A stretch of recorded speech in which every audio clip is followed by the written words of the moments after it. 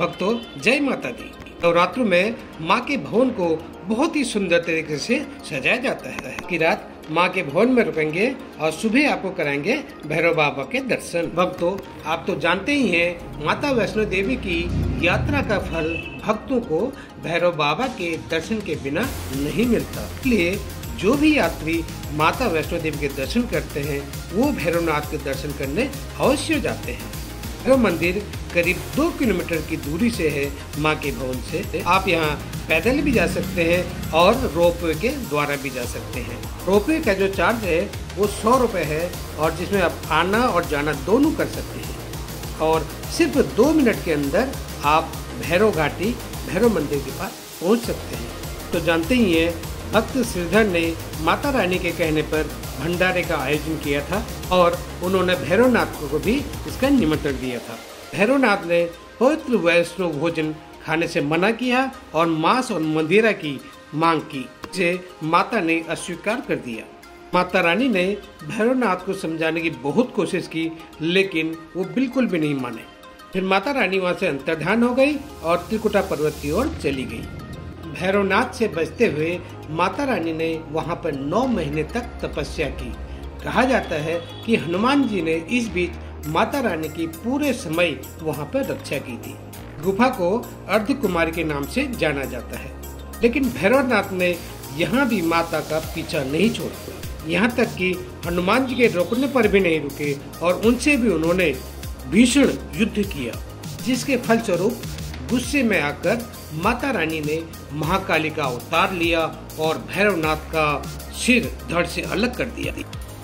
इसका वध तुम्हारे हाथों नहीं मेरे हाथों होगा।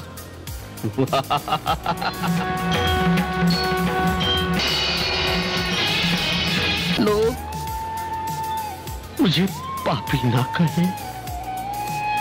भैरवनाथ, तुमने अंत समय में मुझे माँ माँ पुकार कर मेरी पूजा स्वीकार की और अपने किए हुए पापों का प्रायश्चित किया। ये भक्त मेरे दर्शन के बाद तुम्हारे दर्शन करके अपनी मनोकामनाएं पूर्ण करेंगे। तुम्हारे दर्शन के बिना मेरी प्रार्थना अधूरी मानी जाएगी। मान देती हूँ भैरवनाथ कि आज से तुम्हारी भी पूजा होगी। दोस्तों भैरव घाटी बहुत ही सुंदर है और काफी ऊंचाई पे है और यहाँ से आसपास का दृश्य बहुत ही सुंदर और मनोरम दिखता है। अगर आप वीडियोग्राफी या फोटोग्राफी के शौकीन हैं तो ऐसी जगह शायद ही आपको कहीं और मिलेगी। यहाँ पर आकर आप अपने आप को प्रकृति की गोद में पाएंगे और जो भी आपकी थकान है और यहाँ थोड़ी देर विश्राम करके आपको सारी आपकी थकान मिट जाएगी। देखिए भैरव बाबा की धुनी से निकलता हुआ धुआं जो हमेशा दिन रात जलती रहती है। भक्तों यहाँ पर फोटोग्राफी अलाउ नहीं है, इसलिए भैरव मंदिर के अंदर आप कैमरा नहीं ले जा सकते। दोस्तों आप तो जानते ही होंगे कि भैरवनाथ कोई साधारण व्यक्ति नहीं थे, बल्कि भैरवनाथ भगवान शिव के ही एक स्वरूप है और उन्हें माता रानी की शक्ति का भी बोध था।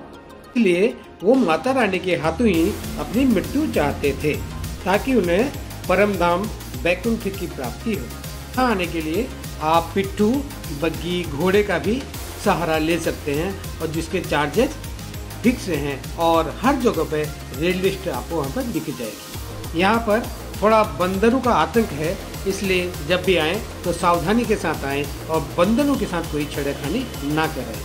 इतनी ऊंचाई से आसपास के क्षेत्र बहुत ही सुंदर और अद्भुत दिखते हैं और इन्हीं हरी भरी वादियों से जब हेलीकॉप्टर आता है तो वो दृश्य वाकई में बहुत ही सुंदर और मनोरम होता है और आप इसको देख के मंत्रमुग्ध हो जाएंगे।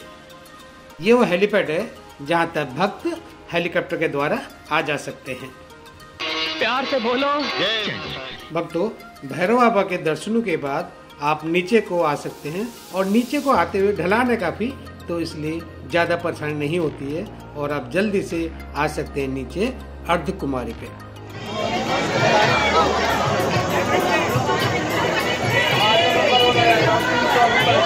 लोग बैठे हुए दिख रहे हैं मेरी वाली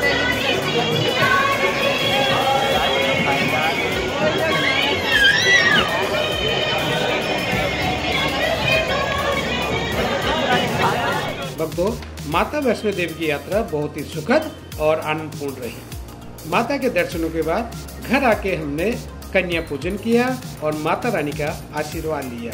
बोलो वैष्णो माता की जय।